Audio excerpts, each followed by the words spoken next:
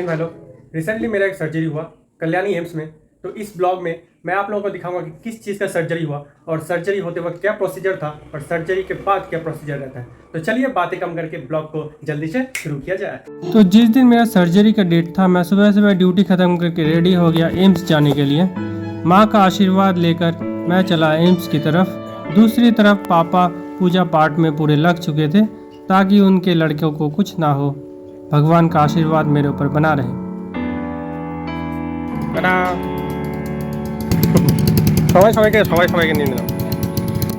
पापा के बाइक पर सबसे पहले हम गए पालपाड़ा स्टेशन और पालपाड़ा से ट्रेन पकड़ के हम पहुंचे कल्याणी स्टेशन।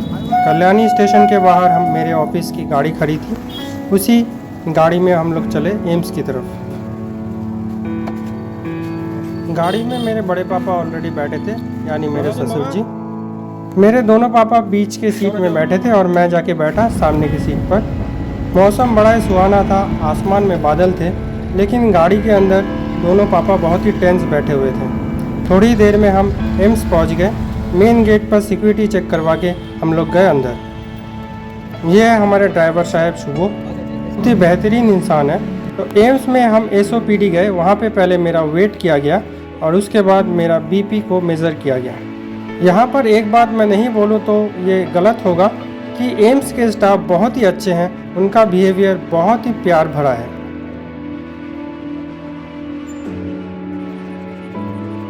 ठीक है, BP चेक करने के बाद मेरा पल्स रेट को चेक किया गया। ये रूटीन चेकअप था, हर एक पेशेंट के साथ ये चेकअप हर रोज़ होता है। अंदर जब तक ये सब प्रोसेसिंग चल रहा था तब तक मैडम जी भी आ चुकी थी। डर तो मुझे भी बहुत लग रहा था, अंदर से मेरी भी फटी पड़ी थी, लेकिन ऊपर से मैं एकदम कूल डूड बनने की कोशिश कर रहा था। मैडम जी कंटिन्यू मेरा हिम्मत बढ़ा रही थी। कुछ ही देर बाद मुझे डॉक्टर साहब के पास भेजा गया और उन्होंने सब रिपोर्ट्स देखने के बाद OT के लिए परमिशन दे दिया। इसके बाद मुझे भेजा गया ग्राउंड फ्लोर पे बेड बुकिंग के लिए। बेड का rent 35 rupees only per day है यहाँ पर, और आपको यहाँ पे सर्जरी के लिए जितने भी सामान है वो भी खुद से लाने पड़ते हैं, क्योंकि अभी तक गवर्नमेंट सप्लाई नहीं चालू हुई है। तो ग्राउंड फ्लोर पे ही बाहर की तरफ एक मेडिकल स्टोर है एम्स के अंदर, वहाँ पे आपको खूब ही डिस्काउंटेड रेट पे मेडिसिन और सामान आपको सर्जरी के लिए मिल जाएंगे। इसके बाद मैं पहुंचा सेकंड फ्लोर SOPD डिपार्टमेंट में। यहाँ पे एक बात बताऊं कि भैया मेरे साथ थे हमेशा और उन्होंने मुझे बहुत हेल्प किया, इसके लिए उन्हें एक चुम्मेश्वरी किस। उसके बाद SOPD डिपार्टमेंट ने मुझे भेजा 5th फ्लोर में, जहाँ की मुझे मेरा बेड अलॉट हुआ और उसी के साथ मेरे क्लॉथ्स भी। ये देखिए, मुझे पैंट और अपर्स पहना दिए गए, हाथ में चैनल बनाया गया, दोनों हाथ में इंजेक्शन दिए और एक इंजेक्शन टिटनेस का भी दिया गया। साथ ही में पेन से लिख दे रहे थे कि कहाँ पे कौन सा इंजेक्शन लगा है। मैडम जी वार्ड में मुझसे मिलने के लिए आई। ये है वार्ड का सीन, देखिए कितना साफ़ सुथरा और नीट एंड क्लीन एम्स के जो वार्ड है। ये है IPD 1, यहाँ पे मैं एडमिट था। बहुत ही साफ़ सुथरा और बहुत ही वेल मेंटेन ये फैसिलिटी है। इसके बाद करीब 1:30 बजे मुझे OT के लिए लेके जाया गया। वहाँ का सीन मैं आपको नहीं दिखा सकता बिकॉज वहाँ पे कैमरा अलाउ नहीं है।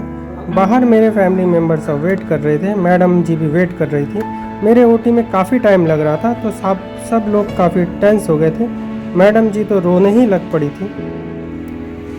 और ये वीडियो मेरे को बाद में मैंने जब देखा तो मुझे समझ आया कि वो मुझसे कितना प्यार करती हैं। Love you madam ji, love you.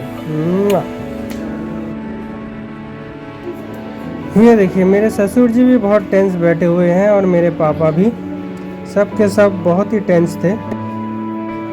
खास करके मैडम जी का तो रो रो के हाल बुरा था, उनकी आंखें पूरी सूज गई थी। करीब 4:30-5 बजे मुझे OT से निकाला गया कि मेरे अलावा और भी 2 पेशेंट थे, उनका पहले OT हुआ और उसके बाद मेरा, इसलिए थोड़ा टाइम लगा। अरे बेचारा। OT के बाद एक एक करके मुझे सब देखने के लिए आए और ब्लॉग बनाते हैं। सब बहुत खुश हो गए थे क्योंकि मैं पूरा एकदम ठीक था और मेरा OT एकदम सक्सेसफुल रहा।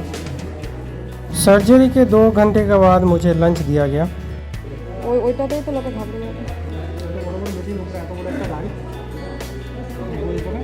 अब लोगों से एक बात शेयर करना चाहूँगा, ओटी में बहुत सारी मशीनें और लाइट हैं, उनको देख के घबराना नहीं। मेरा ये पहला ओटी था, इसलिए ओटी चेम्बर में जाके मुझे भी थोड़ा डर लगा, लेकिन उसके बाद मैंने 2-3 बार अच्छे से सांस लिया, जिससे मेरा मन और दिमाग दोनों शांत हो गया।